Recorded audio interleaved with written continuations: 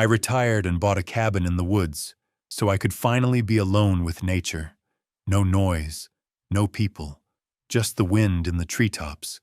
Then my son-in-law Sterling called and said, "My parents are moving in with you. If you don't like it, come back to the city." I didn't say anything, but I left a surprise that would turn their lives upside down. The keys felt heavier than they should have.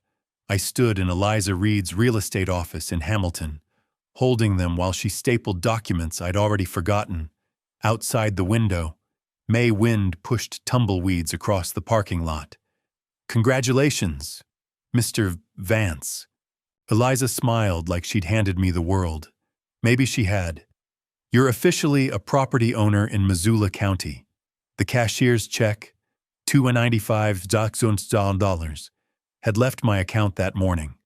35 years of overtime shifts, skipped vacations, packed lunches, 4 decades compressed into 6 figures, now converted into 800 square feet of timber and solitude, 12 miles from civilization. "Thank you." I pocketed the keys and shook her hand.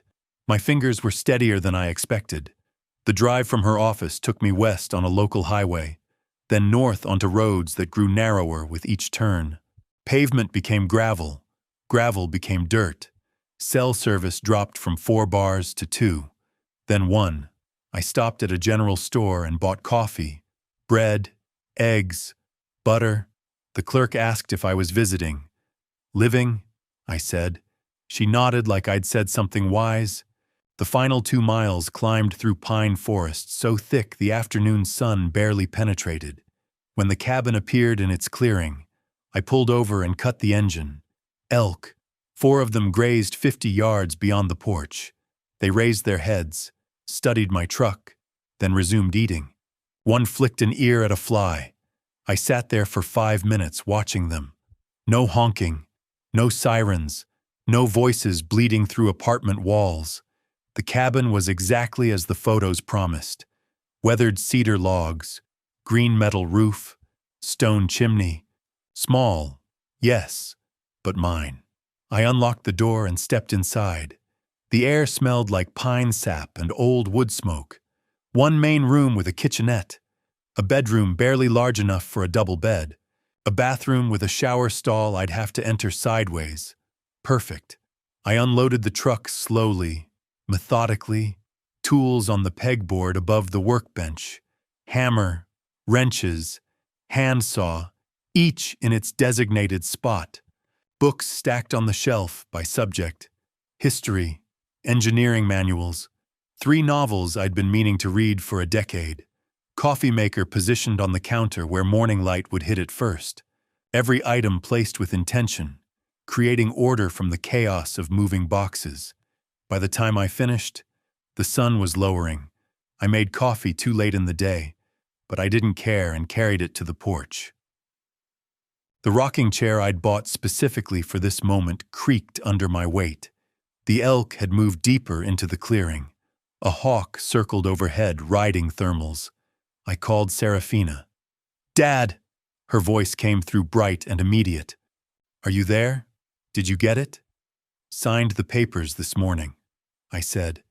"I'm sitting on the porch right now watching elk. I'm so proud of you." The warmth in her tone made my chest tighten. "You earned this. 35 years.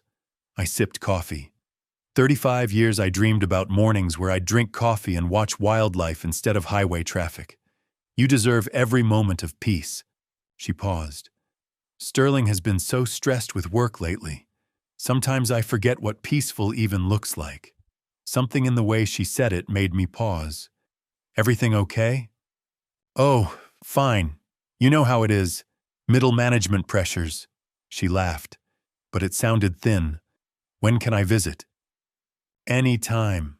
Honey, you know that." We talked for another 10 minutes. Her students, her garden plans, safe topics.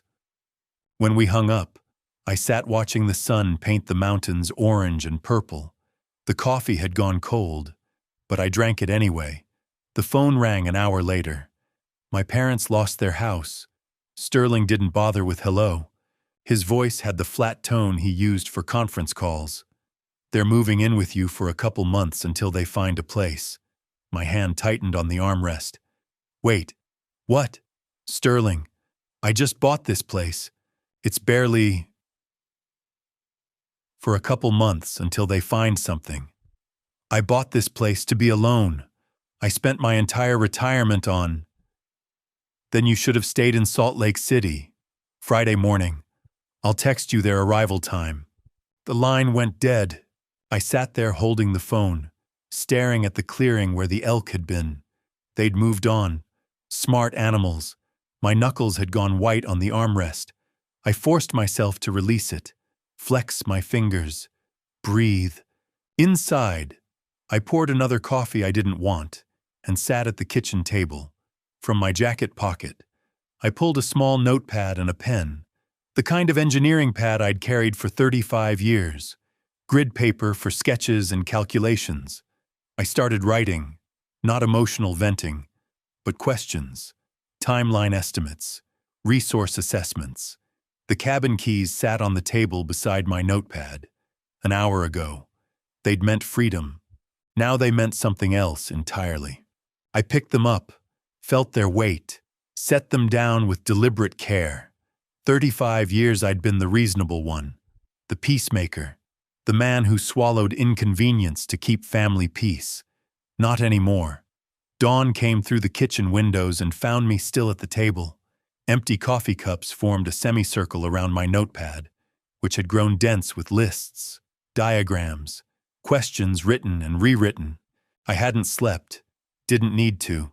My mind felt sharp in a way it hadn't for years, focused, crystalline, operating on something cleaner than rest. I made fresh coffee and studied my notes.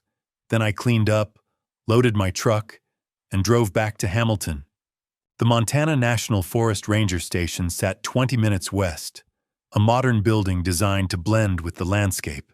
Inside, educational displays showed wolf packs, bear territories, elk migration patterns. A ranger, maybe 40, with the weathered face of someone who spent more time outdoors than in, looked up from his desk. "Help you?" "I just moved up from Salt Lake City," I said, and bought a place off a local road. "Beautiful area," he smiled. "You'll want to be careful with food storage. Lots of bear activity come spring." "What about wolves?" "I've heard they're back in the region. Reintroduction's been successful." He stood and moved to a wall map, pointing to areas marked with colored pins. "They're usually shy, but they've got incredible sense of smell, can detect prey or food from miles away." "You hunting?" "No, just curious. I want to be prepared." "Smart." He handed me a pamphlet. "Keep your property clean. Don't leave attractants out unless you want visitors." I took careful notes in my field notebook. Wind direction, pack territories, seasonal behavior patterns. I thanked him warmly, mentioned again that I was from Salt Lake City and still learning about mountain life. Every word calibrated to sound naive, concerned, exactly what he'd expect from a nervous newcomer. Back in Hamilton, I found an outdoor supply store, the kind with taxidermy on the walls and racks of camouflage gear. The camera section sat between hunting equipment and security systems. "Looking for wildlife cameras," I told the clerk. "Want to monitor bear activity near my property?" He showed me 2 models with motion activation, night vision, cellular connectivity. "These will do you right. We get lots of folks wanting to keep an eye on their land." $340. I paid cash.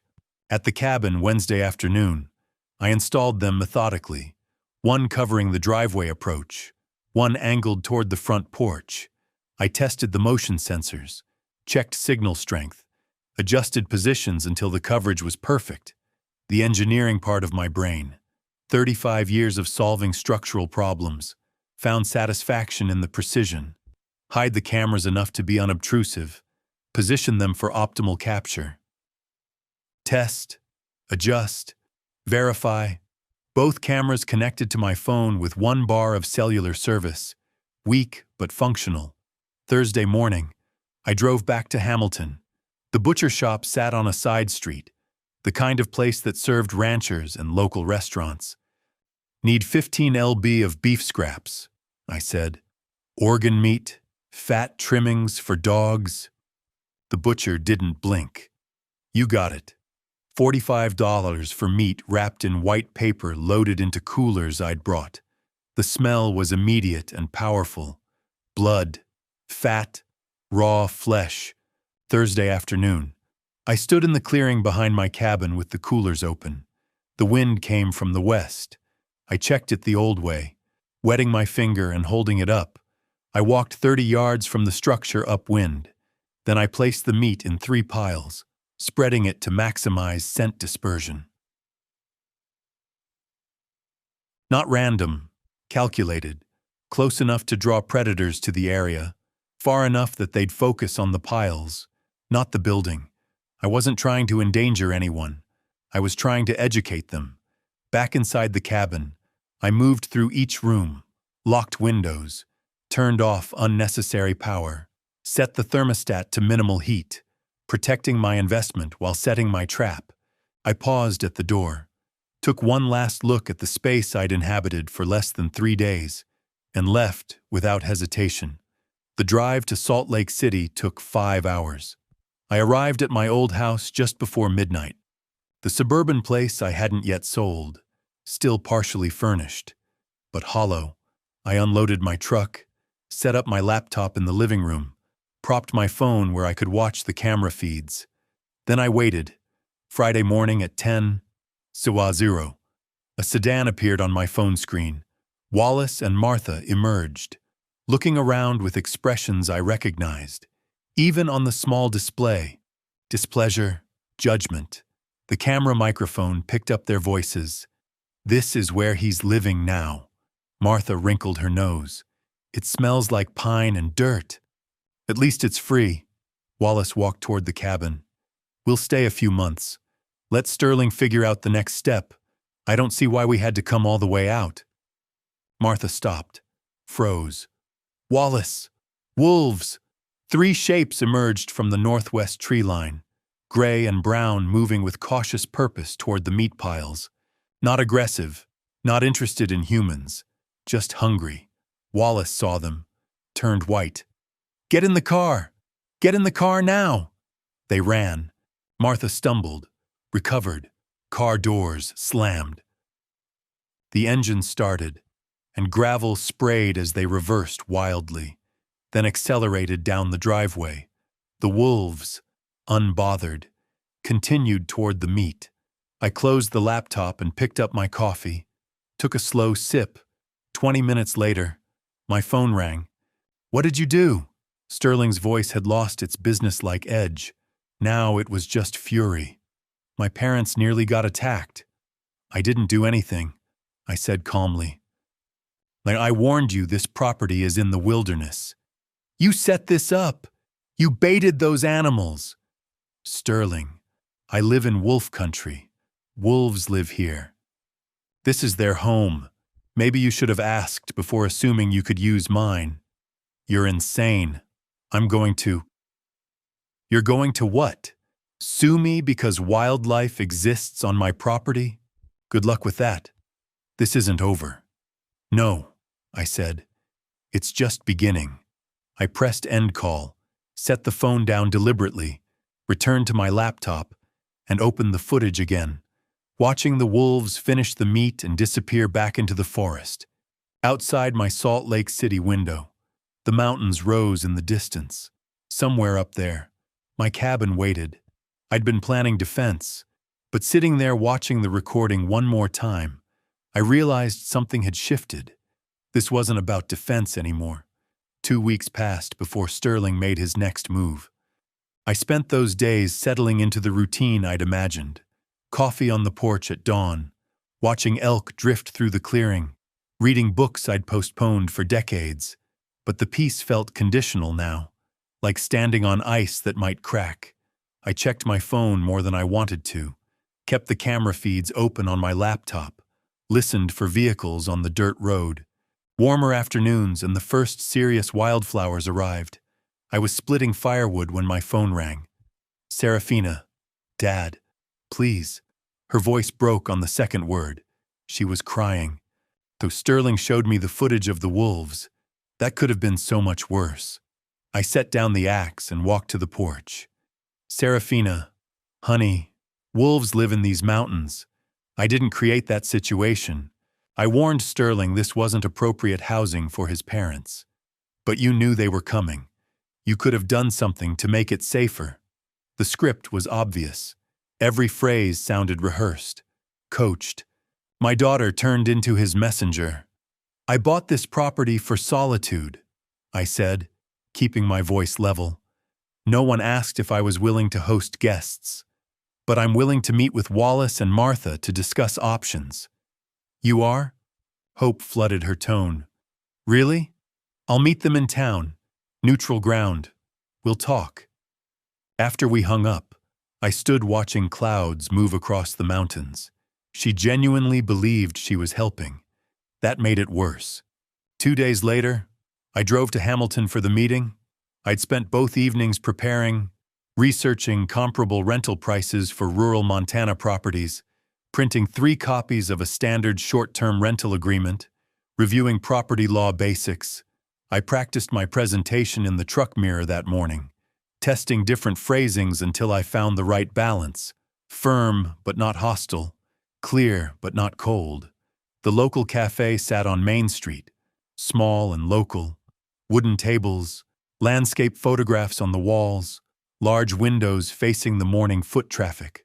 I arrived 15 minutes early and chose my position carefully. Table near the window, back to the wall, clear view of the entrance, within range of the security camera I'd spotted above the register. I ordered black coffee and waited. Wallace and Martha arrived exactly on time. Sterling must have driven them, probably parked nearby, coaching them on what to say.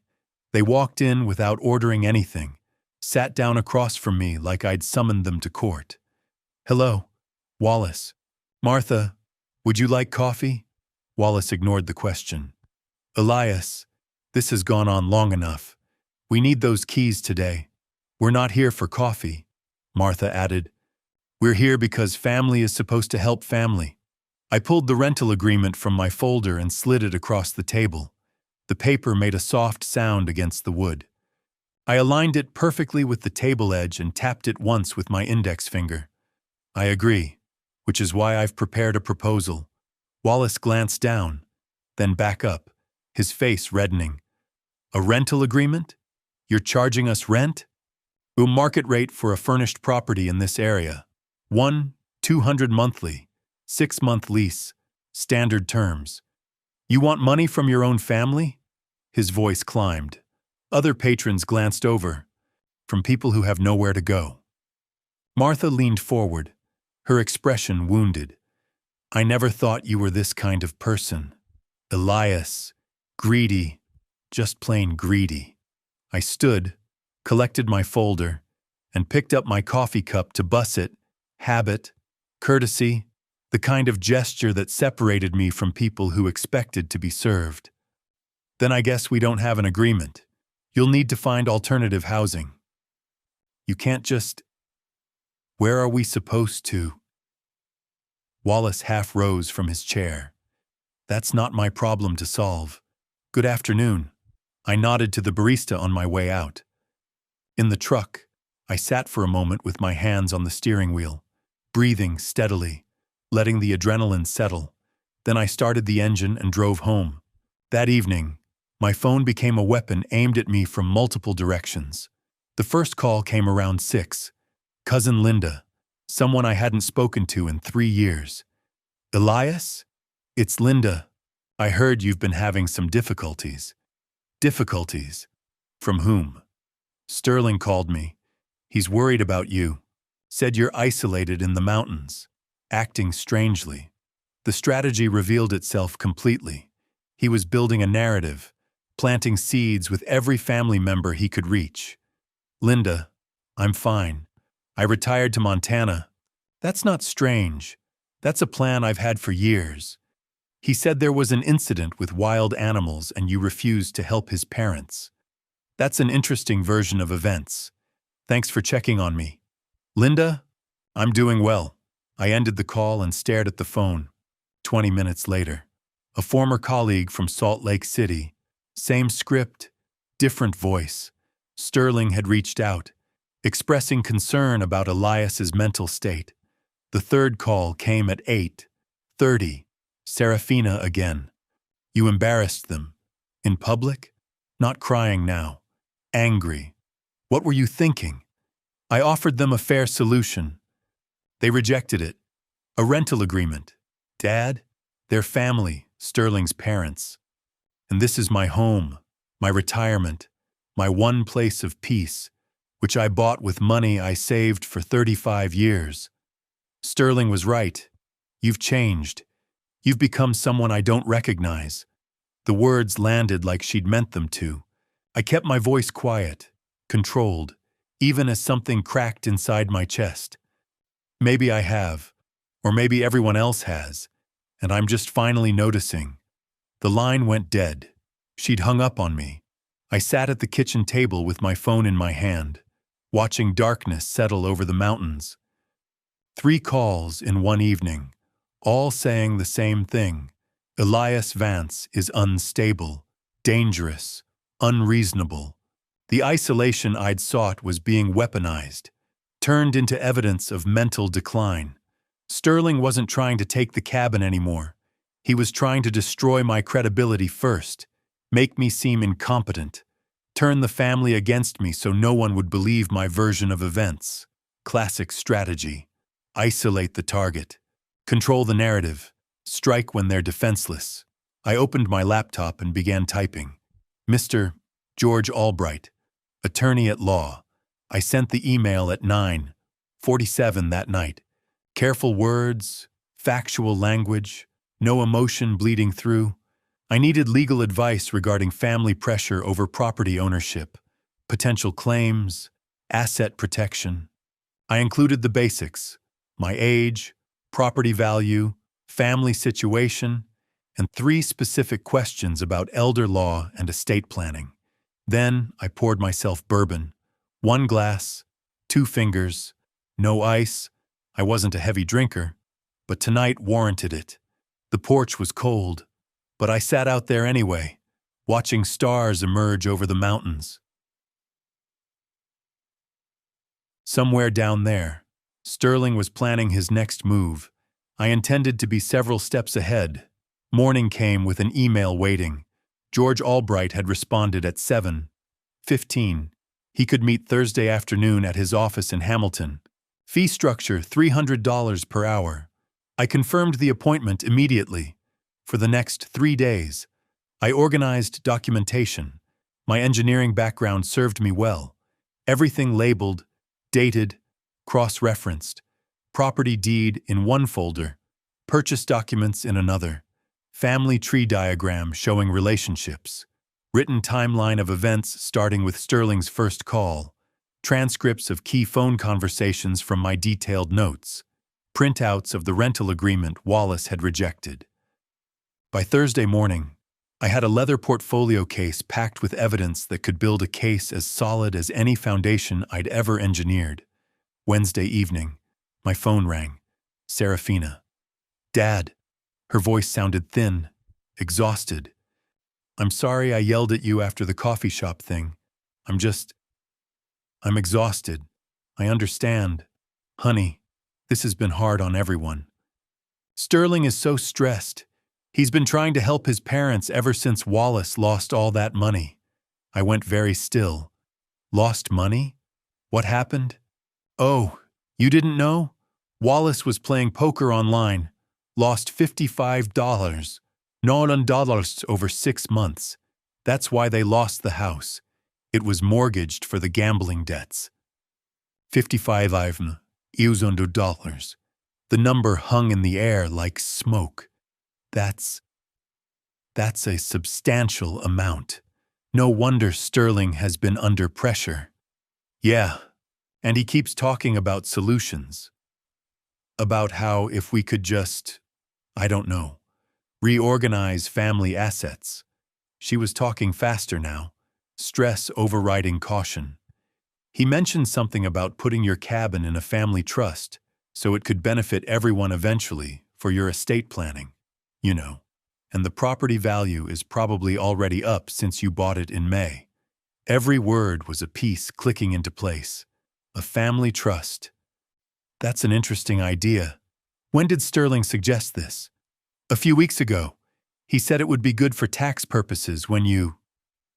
Well, in the future, I don't really understand estate planning stuff. Neither do I. That's why I'm consulting an attorney this week, just to make sure everything's proper. An attorney? Her voice sharpened. Dad, is that necessary? At my age, with property worth this much, yes, it's the responsible thing to do. After we hung up, I added 6 pages of notes to my documentation. Wallace's gambling, Sterling's scheme disguised as estate planning, the timeline of desperation driving aggression. Thursday afternoon, I drove to Hamilton and parked across from a hardware store on the main street. Albright's office occupied the second floor. Professional signage, steady foot traffic, well-maintained building. I watched for 5 minutes, assessing. Then I grabbed my portfolio and went inside. George Albright was 50-something, Montana weathered, with the direct manner of someone who'd grown up on a ranch before law school changed his path. His office had wooden furniture, law books, a framed degree from a local university, and a window overlooking Main Street.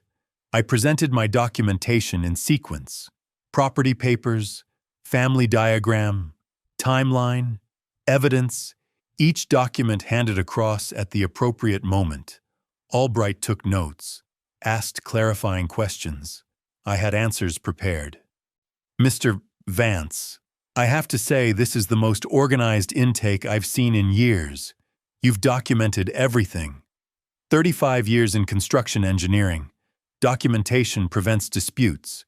In this case, it's going to protect you significantly.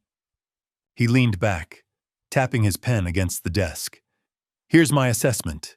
Your son-in-law is attempting to establish grounds for claiming you're incompetent or need oversight. The smear campaign, the stories about dangerous behavior, these are preliminaries to a potential conservatorship claim. Conservatorship? Taking away my legal rights? It's a tactic, not always successful, but it can tie up your assets in court for months while they argue you can't manage your affairs. The solution is to prove conclusively that you are managing your affairs competently, which is what we're doing right now. What's the next step? Revocable living trust with an independent trustee. I'll be frank, it'll cost about $2,400 in legal fees, but it makes you essentially untouchable. The trust owns the property, not you personally. So, family pressure becomes legally meaningless. Do it. How soon can we have it ready? 2 weeks. I'll draft the documents. You'll review and sign. We'll record it properly. After that, your property is protected. The meeting lasted 90 minutes. When I left, the sun was lower, but I felt clearer than I had in weeks. Following Albright's advice, I drove to the public library instead of going home. I chose a corner computer terminal, back to the wall, habit, and accessed Utah property records, public databases I'd navigated before during my engineering career, building permits, property liens, easements. I entered Serafina and Sterling's address and downloaded their mortgage history. The home equity line of credit hit me like cold water. $42. Dated 8 months ago. Single signature authorization. Sterling's name only. I printed the documents with hands that didn't shake but wanted to, added them to my folder, drove back to the cabin in silence. That evening, I called Albright from the porch. George, I found something. My daughter's house has a $42 HELOC that she didn't know about, taken out by her husband. Yes, 8 months ago. Utah property records. Utah allows single-spouse HELOCs under certain conditions, but hiding it from a spouse, that's a different matter. Has she discovered it yet? No, I'm not sure when or if I should tell her. That's not a legal question. Elias, that's a family question. But from a legal perspective, this information explains his motivation. He's likely using your cabin scheme to cover existing debts. After we hung up, I sat at my kitchen table and spread everything out. Attorney notes on the left, family communications in the center, financial discoveries on the right, Wallace's $55, $1,000 gambling debt led to Sterling's $42, $1,000 HELOC to cover part of it, which led to financial pressure, which led to the scheme to acquire my cabin and eventually liquidate it for cash. Everything connected. I pulled out a legal pad and started drawing lines between related facts, circling key points, writing questions. Can Albright investigate HELOC legality? Does Serafina have legal recourse? When to inform Serafina? How to protect her without alienating her further? My phone buzzed. Text from Albright. Trust documents ready Monday for review. I replied, I'll be there. Then I made one final note at the bottom of my pad. Sterling is cornered. Cornered animals attack? Prepare for escalation. 3 weeks later, on a Monday morning in early June, I drove to Albright's office for the trust signing.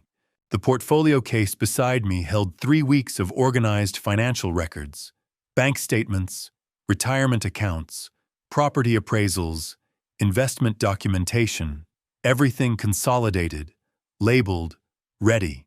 Albright's assistant had the documents waiting on the conference table, 43 pages total, each signature line flagged with a yellow tab. I read every page while Albright answered emails at his desk, giving me time. The Revocable Living Trust designated him as independent trustee. Total assets, $290. The cabin, my retirement funds, everything I'd built in 35 years. The critical provision sat on page 17.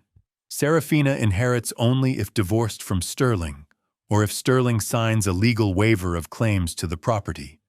This provision here, Albright said, joining me at the table. The conditional inheritance for Serafina. You understand this might create family conflict? The conflict already exists. This just protects her from being exploited through my property.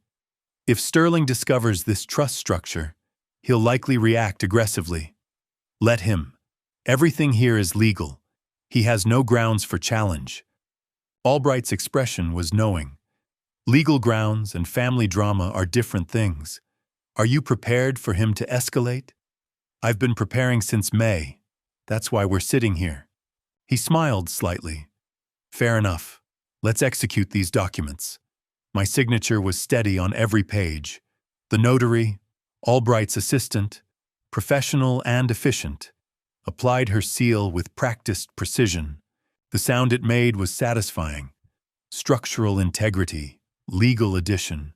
I wrote a check for $400 and left with copies of everything in a sealed envelope.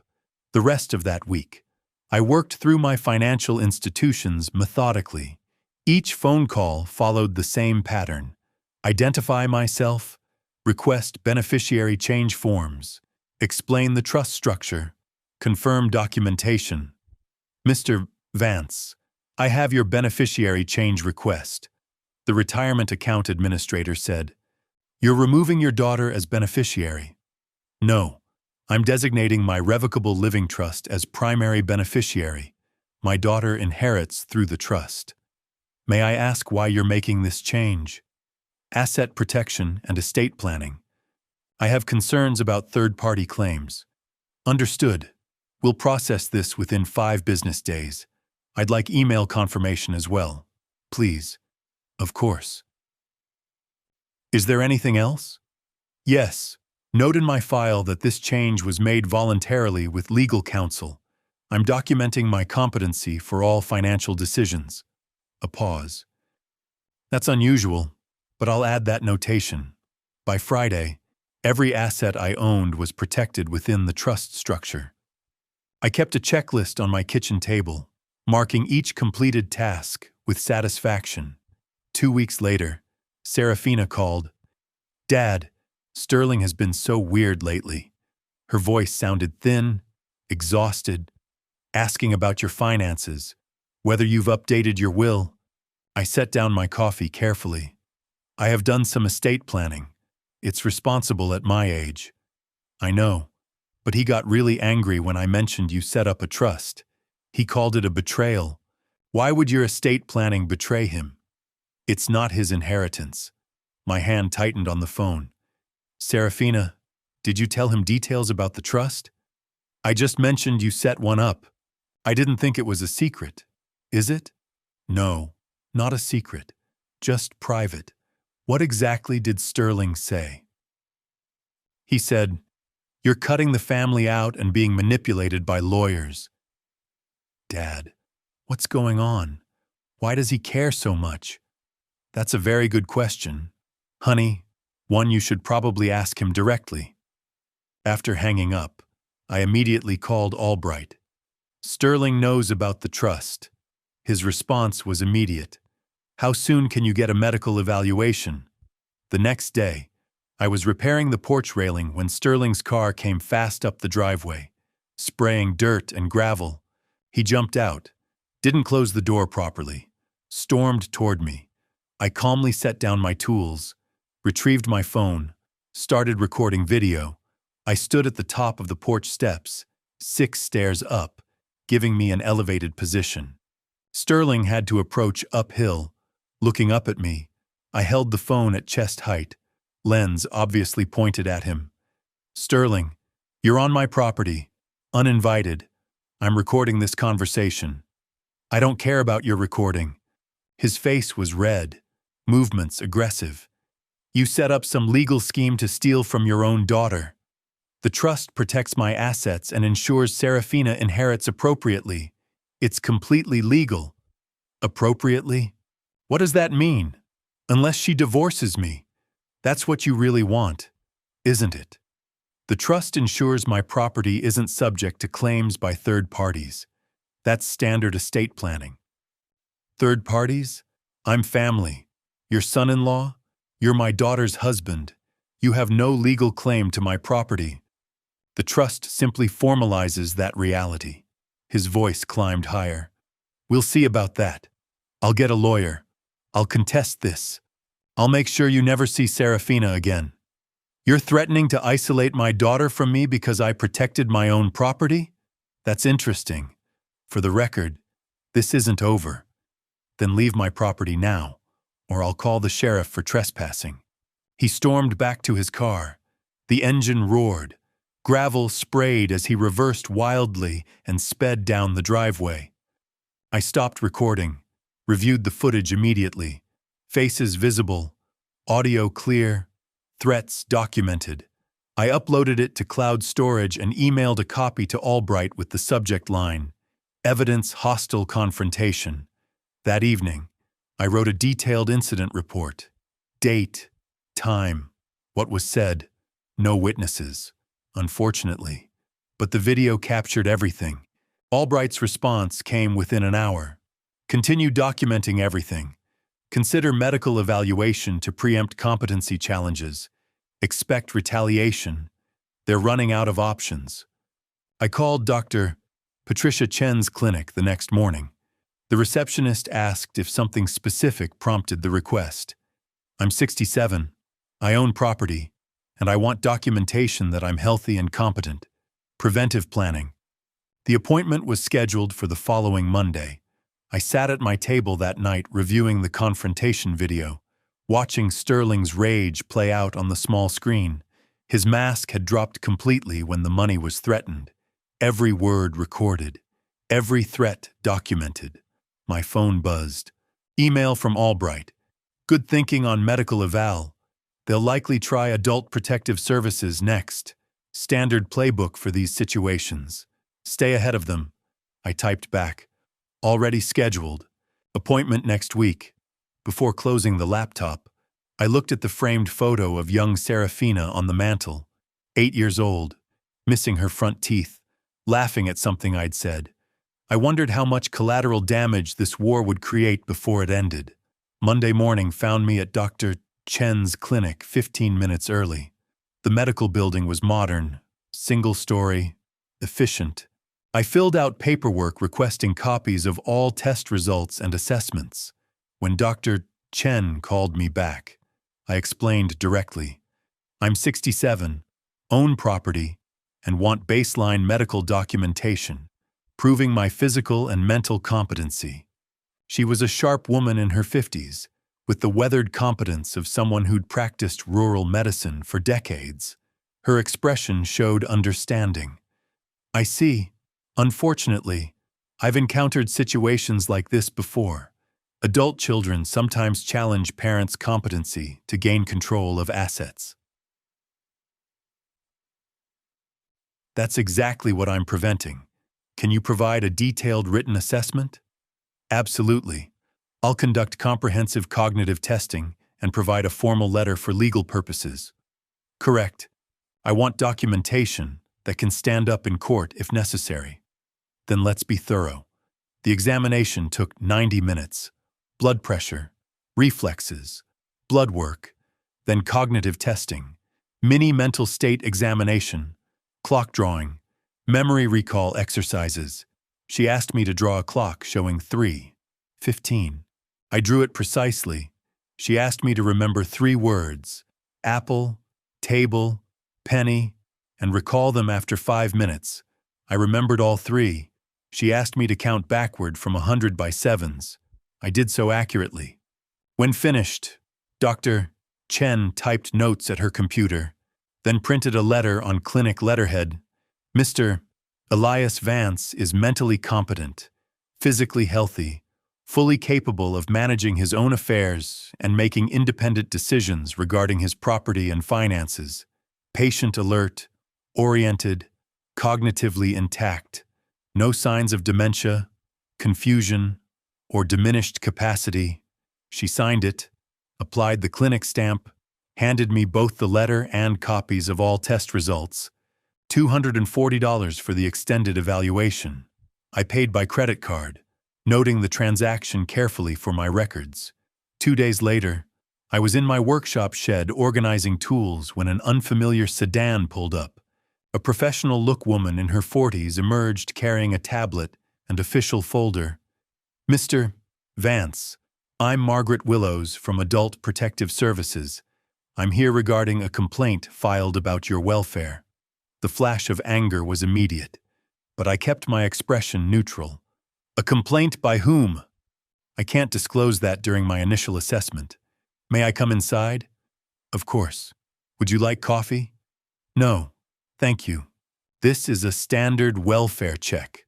I let her inside. Door held open, transparency. I should tell you up front. I'm involved in a property dispute with family members. I suspect this complaint is part of that conflict, not genuine concern about my welfare. I appreciate your honesty.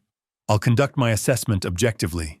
If the complaint is unfounded, I'll document that. Margaret walked through the cabin with her tablet, documenting everything. The kitchen was clean, organized, bills paid and filed systematically, refrigerator stocked with fresh food, bathroom tidy, bedroom orderly, no safety hazards, no signs of neglect or confusion. Do you have any difficulty managing daily tasks, cooking, cleaning, paying bills? No difficulty at all. I've lived alone since retiring. I manage everything independently. The complaint mentions concerns about your mental state. Have you experienced memory problems, confusion, or difficulty making decisions? I retrieved the folder from my desk. I had a comprehensive medical evaluation 2 days ago, specifically, to address this concern. She read Dr. Chen's assessment carefully. This is very thorough and recent. Most people in your situation don't have current medical documentation. I anticipated false allegations. I wanted evidence ready. That's quite strategic thinking, Mr. Vance. 35 years as an engineer. I believe in planning ahead. I also provided recent bank statements showing responsible financial management and copies of my trust documents, proving sophisticated estate planning. Margaret took extensive notes. Her professional demeanor remained neutral, but I recognized the pattern in her questions. She'd seen this before. Family exploitation disguised as concern. 3 days later, Attorney Albright obtained copies of the official complaint through legal channels. I read it at my kitchen table slowly, completely, multiple times. Sterling and Wallace had signed as co-complainants. The allegations were specific and completely false. Claim: Elias threatened family members with weapons. False. I've never owned firearms. Claim: exhibits paranoid behavior, including security cameras everywhere. The cameras exist for legitimate property protection after actual threats. Claim: refuses medical care. False. I just completed comprehensive evaluation. Claim: struggles with basic tasks and makes irrational financial decisions. The trust was sophisticated planning, not irrational. Martha provided a supporting statement claiming I endangered them with wild animals. The wolf incident from May, now twisted into evidence of incompetence. The complaint requested mandatory psychiatric evaluation and possible conservatorship proceedings. My jaw tightened as I read. My knuckles went white, gripping the pages. They weren't just attacking my property anymore. They were attacking my autonomy, my competency, my freedom. This was war. 10 days after Margaret's visit, official notification arrived. Adult Protective Services case closed. Complaint determined unfounded. Margaret's report stated clearly, subject is competent, living independently and safely, no evidence of exploitation, neglect, or diminished capacity. Recent medical evaluation confirms cognitive and physical health. Complaint appears motivated by family property dispute rather than genuine welfare concerns. No further action warranted. I created a new folder labeled APS False Complaint Evidence and filed everything systematically. The original complaint with false allegations, Margaret's assessment report, case closure letter, my medical evaluation, photographs of my well-maintained cabin, my written rebuttal to each false claim with supporting evidence. The folder joined the growing collection on my shelf. I was building a comprehensive case file. My phone rang. Albright. Elias. I found something. Wallace and Martha have been using your cabin address for something. Public records show mail being sent there in their names. This could be mail fraud or identity theft. We need to investigate immediately. I looked out the window at the mailbox by the road. I hadn't thought to check for mail addressed to people who don't live here. I'm heading there now. I grabbed my truck keys, wondering what else I was about to discover. I grabbed my keys and drove down the long driveway to the mailbox, a quarter-mile of dirt road, dust rising behind the truck in the late afternoon heat. August in Montana made the air shimmer above the ground. The mailbox was standard aluminum on a weathered post, surrounded by tall grass. I pulled on gloves before opening it. Didn't want my fingerprints on mail that wasn't mine. 3 envelopes all addressed to Wallace or Martha at my cabin address. Montana Department of Family Services, First Mountain Credit Union, Social Security Administration. I photographed each envelope carefully with my phone. Front, back, postmarks visible, dates clear. Then I placed them in a plastic evidence bag I'd brought specifically for this purpose and drove back to the cabin. Albright answered on the first ring. Elias, I found something significant. Wallace and Martha have been using your address for official correspondence. For what purpose? Benefits fraud. Possibly. They're receiving mail from Montana Social Services, and they've opened a bank account using your cabin address. But your camera footage proves they don't live there. That's a federal crime, isn't it? Mail fraud, benefits fraud, potentially identity theft if they claim to have your permission. We're talking years in federal prison if prosecuted. I looked at the evidence bag on my kitchen table. Then we report it. I'm not covering for criminals just because they're related to my son-in-law. Understood. I'll prepare the evidence package and contact the U.S. Attorney's Office. Elias, this changes everything. Once federal charges are filed, their credibility is destroyed. Good. Maybe they'll finally face consequences for their actions. The next week moved quickly. I compiled evidence with the same precision I'd brought to 35 years of engineering projects. Security camera footage showing Wallace and Martha's single brief visit in May. Utility bills proving no additional occupants. The mail records. My sworn statement that I never gave permission to use my address. Albright forwarded everything to Assistant U.S. Attorney James Morrison in the Economic Crimes Division. Morrison called me 3 days later. Mr. Vance, Attorney Albright provided compelling evidence of benefits fraud using your property address. I never gave permission for them to use my address. I have camera footage proving they don't live here. I've reviewed the footage. It's clear they visited once briefly and never returned. How long has mail been arriving in their names? Based on postmarks, at least 6 weeks. That establishes pattern. Combined with benefits applications claiming Montana residency, we have sufficient evidence for a federal investigation. I'll be frank, this will likely result in criminal charges. I'm not trying to ruin their lives, but I won't allow my property to be used for fraud. You're doing the right thing by reporting this, so we'll handle it from here. While Albright investigated Wallace and Martha's fraud, he discovered something else in Utah public records. Sterling and Serafina's home had 3 missed mortgage payments. $8, $400 in arrears. Notice of default filed. First step toward foreclosure. Elias, this explains his desperation, Albright said when he called. He was counting on your cabin to solve his financial crisis. When your trust blocked that plan, he had no backup. I sat at my kitchen table processing this. His own home is at risk. There's an unconventional option I need to mention. You could purchase the defaulted debt. Banks sell delinquent loans at discount to collection companies. You'd become the creditor, but anonymously through an LLC, Sterling would never know. The implications settled over me slowly. That would give me complete leverage.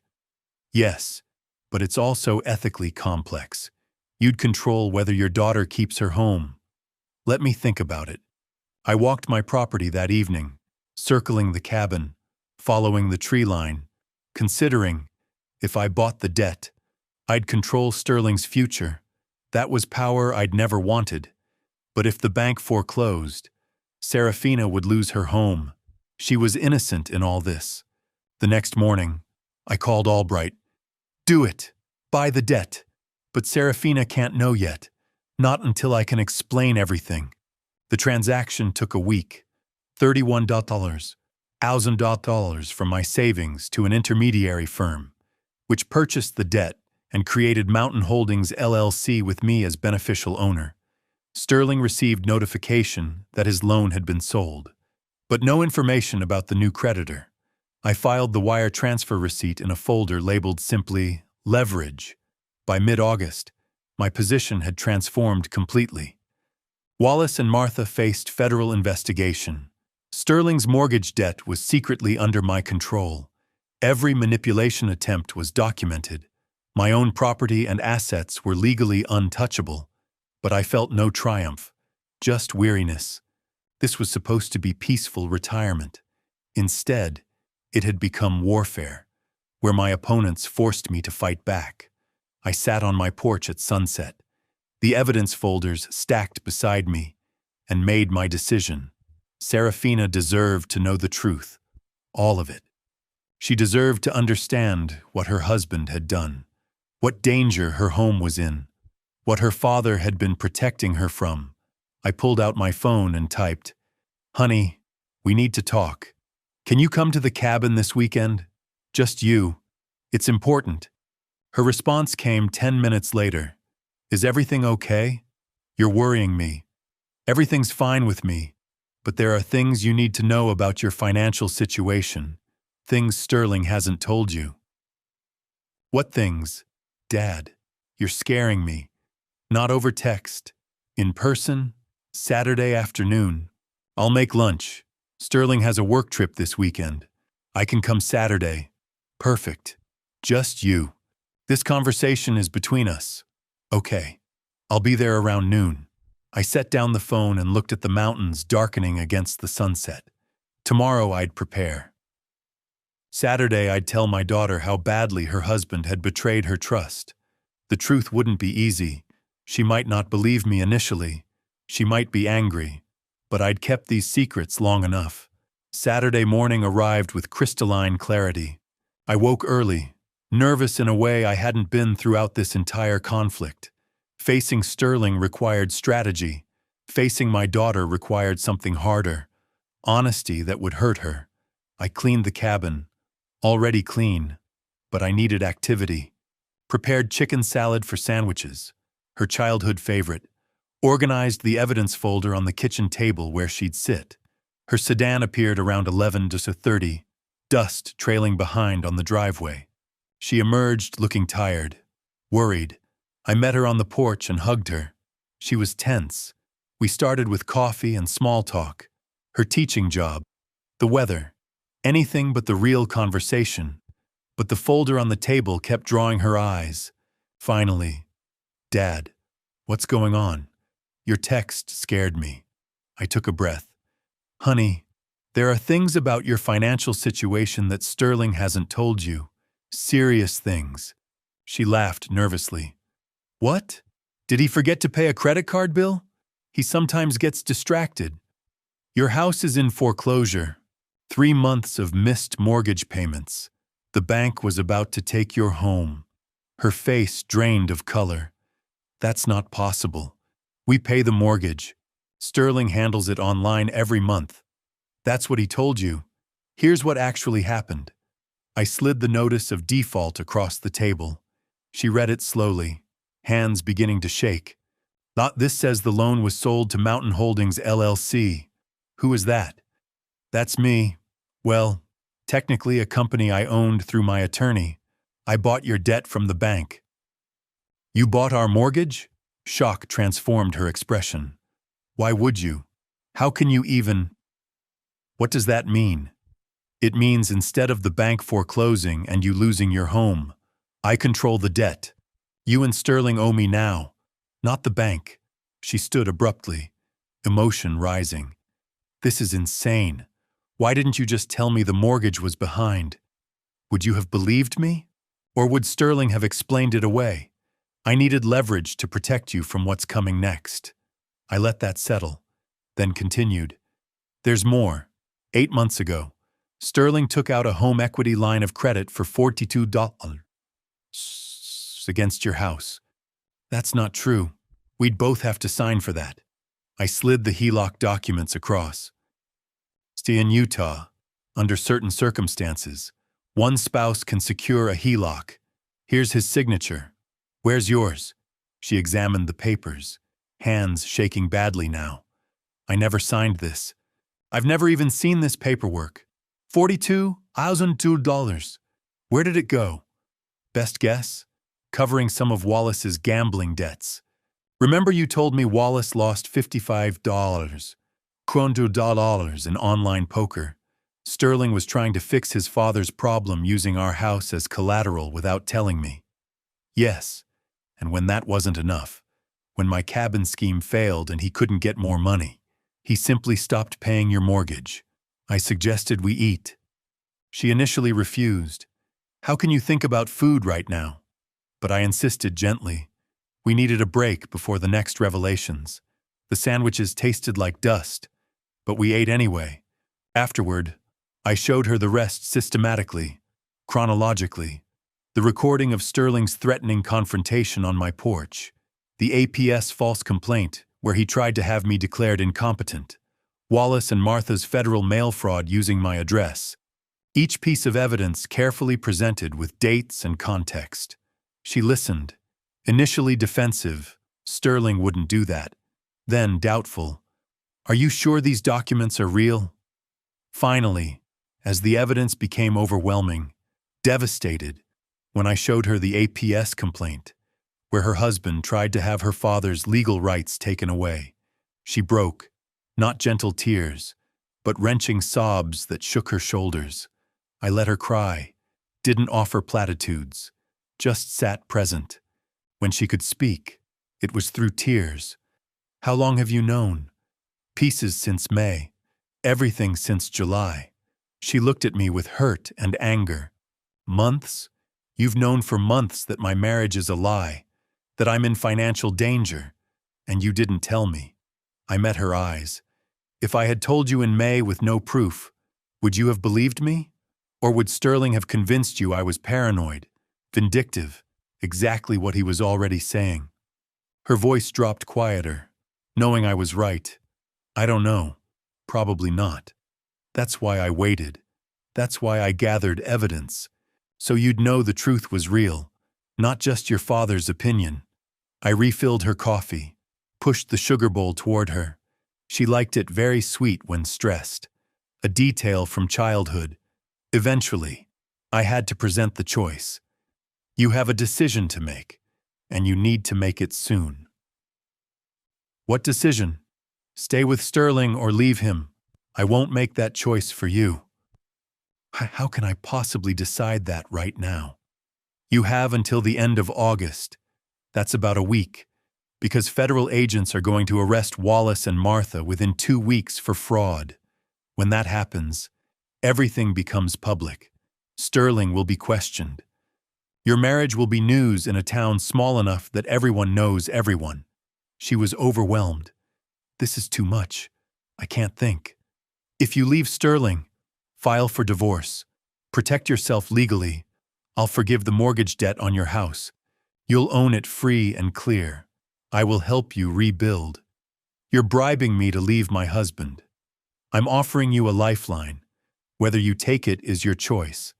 But understand, if you stay with him, I can't protect you from what's coming. Hours later, she gathered her things. Exhausted, I walked her to her car, carrying a folder of document copies. Before getting in, she turned. Did you ever think about what this would do to me? Knowing all this? Every single day since I found out. That's why I built such a strong case, so you'd know I wasn't exaggerating. I don't know if I can forgive you for waiting so long. I understand, but I'd rather have you angry at me for waiting than destroyed, because you didn't know in time to protect yourself. I need time to think. You have a week. After that, everything moves forward, with you or without you. She looked at me with exhausted eyes. I don't know who to trust anymore. Trust the documents? They don't lie? People do. She drove away without looking back. I stood in the driveway watching until her car disappeared, wondering if I'd just lost my daughter or saved her. 5 days later, Wednesday morning, I was drinking coffee on the porch when my phone rang. Albright, it's happening now. Federal agents are executing arrest warrants for Wallace and Martha in Salt Lake City. Thought you should know. I sat down my coffee carefully, not celebrating, just acknowledging. Thank you for telling me. An hour passed. Then my phone rang again. Serafina, her voice shaken. Dad, Sterling just got a call. His parents were arrested by federal agents. Something about fraud. Were you involved in this? I took a breath. I reported crimes to the proper authorities. What happened after that was the justice system doing its job. Long silence. Then quietly. I need to call you back. The line went dead. I sat back down, staring at the mountains, wondering if my daughter would ever forgive me for setting this chain of events in motion. Within 3 hours, Sterling called, screaming, "You did this! You turned them in! You destroyed my family!" I remained silent, letting him exhaust himself. "Your parents committed federal crimes using my property. I reported it. That's what law-abiding citizens do. I'll tell everyone. I'll make sure they know you orchestrated this, that you're vindictive and cruel. Go ahead. I have documentation of every crime they committed. My attorney will be happy to share it publicly." Albright had driven to my cabin specifically for this moment. I handed him the phone.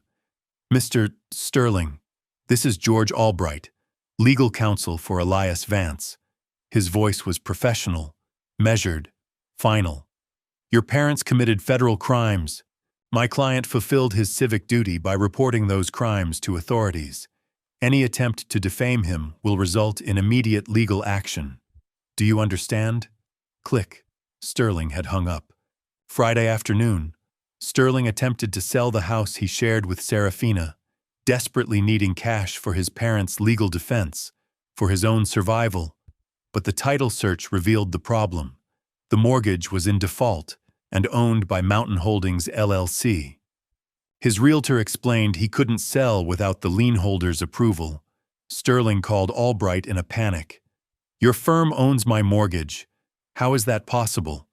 My client purchased your defaulted debt through legal channels. You were notified weeks ago that your loan was sold. I need to sell this house. My parents need lawyers. Please. Albright's response was calm. My client is willing to discuss terms. You'll receive a formal offer within 24 hours. Saturday morning. A courier delivered a certified letter. Inside, a formal offer from me through Albright's firm. Terms. I would forgive the entire mortgage debt. $35,000 remaining balance plus $8, $400 in arrears. Total debt forgiveness of $51, $600. Conditions.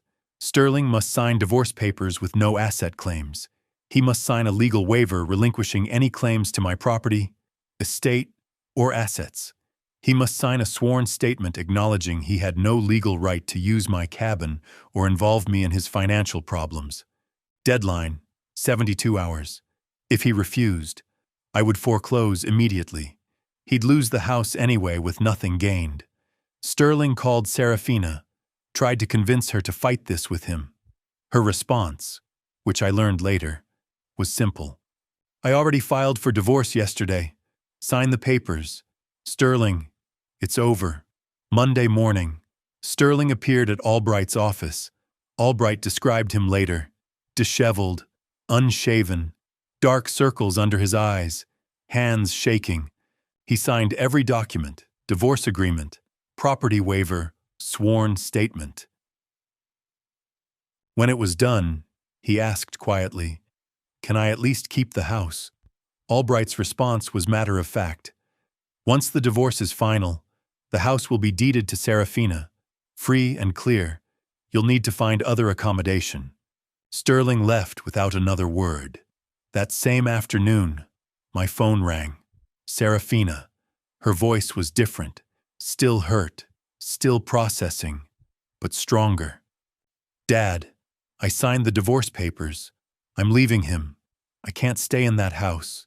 Too many memories. Can you help me find something near you? I want to start over." Relief flooded through me. Not triumph, just profound relief. "Of course. Honey, we'll find you something perfect. Close enough to visit. Far enough for your independence. Are you disappointed in me? For not seeing what he was sooner? Never. You trusted someone you loved. That's what good people do. He betrayed that trust. That's on him, not you." Her voice broke slightly. "Thank you. I needed to hear that. You're my daughter. I'm proud of you for making the hard choice. That takes real strength." After we hung up, I walked outside to the porch, sat in the rocking chair I'd bought for retirement. For the first time in months, I simply sat still without planning, strategizing, or worrying. The evening was clear. Elk grazed in the clearing. Mountains stood eternal in the distance. I rocked slowly, rhythmically, and allowed myself to feel the weight lifting. Not gone completely. Serafina still needed to heal. The divorce needed to finalize. Wallace and Martha still needed sentencing. But lifting, the immediate danger was over. My daughter was safe. My property was secure. Almost finished. Just one more chapter to write. The one where we figure out what peace actually looks like. 2 weeks later, I sat in a federal courtroom in Salt Lake City, attending Wallace and Martha's sentencing hearing. I didn't have to be there. The prosecutor didn't require my presence, but I needed to see this through to the end. Wallace and Martha stood before the judge, looking diminished in their federal court attire. Their attorney had negotiated a plea deal, guilty pleas to reduce charges in exchange for lighter sentences. The judge reviewed their criminal history, none, and their ages, then the evidence of their guilt, which was overwhelming. Mr. and Mrs. Wallace, you've pleaded guilty to benefits fraud. The court accepts your plea agreement. The judge's voice was firm. I want to be clear about the severity of your actions. You exploited systems designed to help citizens in genuine need. Yes, Your Honor, Wallace said quietly. 2 years supervised probation, $55 in restitution and fines, permanent ban from federal and Montana state benefit programs. You'll report monthly. Any violation results in immediate imprisonment. Do you understand? Yes, Your Honor, they said in unison. You're fortunate to avoid prison. Don't squander this opportunity. Dismissed. As I left the courthouse, Wallace caught my eye across the lobby, a moment of mutual recognition. He looked away first, defeated. I felt no triumph, only closure. Serafina told me later that Sterling moved to a small efficiency apartment in a cheaper area of Salt Lake City. He took minimal belongings, whatever fit in his car. I saw him one final time when he came for his things, she said. He looked like a stranger, not angry, just empty. He signed the final divorce papers without a word and left. The divorce was finalized by mid-September. Serafina legally resumed her maiden name, Elias Vance. With my help, she found a small 2-bedroom house in Hamilton, about 15 minutes from my cabin. It was modest, but charming. Older construction needed updates, but had good bones and a view of the nearby mountains. I provided the down payment as a gift. Serafina secured a mortgage for the remainder using her teaching income and her own excellent credit. She also landed a 3rd-grade position at the local elementary. Starting immediately, I helped her move in, spending a weekend painting rooms and assembling furniture. Simple work, but profoundly meaningful. Rebuilding our relationship through practical acts of service. Healing wasn't linear for Serafina. Some days she was optimistic about her fresh start. Other days she was angry at Sterling, at herself, even at me for not telling her earlier.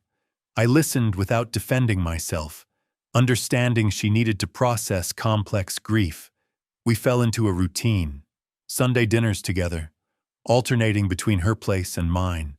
During one dinner, while we chopped vegetables together in her new kitchen, she asked, "Do you think I'll ever trust anyone again? Ever want to remarry?" I set down my knife. Honestly, I don't know, but that's okay. Trust isn't something you're supposed to give freely to everyone. It's earned slowly through consistent actions over time. Anyone worth having in your life will understand that. She smiled, small but genuine. When did you get so wise? I'm not wise. I'm just old enough to have made mistakes and learned from them. On a crisp, late September evening, Serafina drove to my cabin for dinner. We cooked together, nothing fancy, just spaghetti and salad, and ate on the porch despite the cooling weather. As the sun set, painting the mountains in orange and gold, a small herd of elk emerged from the tree line to graze in my clearing. We sat in matching rocking chairs. I'd bought a second one after she moved nearby, and watched in comfortable silence. Then Serafina said quietly, "Thank you, Dad, for everything, for fighting for me, even when I didn't understand it, for being patient while I figured things out." Emotion tightened my throat. "You don't need to thank me. You're my daughter. I'll always fight for you." "I know, but I want to." "You could have walked away, protected just yourself. You didn't. That was never an option. Family means we protect each other, even when it's hard. I'm sorry I didn't believe you sooner. Don't apologize for being loyal to your marriage. That speaks well of you." She smiled, genuinely smiled for the first time in months. "Look at that big bull elk. He's magnificent. That's my favorite. I see him almost every evening. I smiled back. Welcome to the neighborhood. Honey, you'll get to know all the regular visitors. I already love it here. This feels like home. It is home for both of us now. Later, after Serafina drove away, I remained on the porch, rocking slowly, watching the last light fade from the sky. I thought back to May, buying this cabin filled with hope for peaceful retirement, then having that peace threatened by Sterling's ultimatum. The journey felt like years, but I navigated it without losing myself, without becoming cruel, without abandoning my values.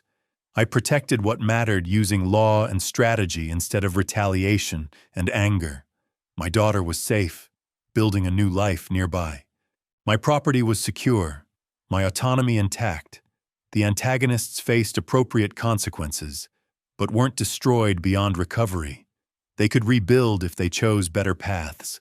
As stars appeared above the mountains, I allowed myself a small smile. This is what I'd wanted all along. Quiet evenings, wildlife, mountain air, and now my daughter close enough to share it with, not the retirement I'd planned, but better, because it was earned through integrity rather than luck. I stood, stretched my back, I wasn't young after all, and walked inside to call Serafina just to say goodnight, just because I could, just because she was there and we were okay. The cabin door closed softly. The mountains stood silent. Witness peace, hard-won and deeply appreciated, settled over the property like the September night.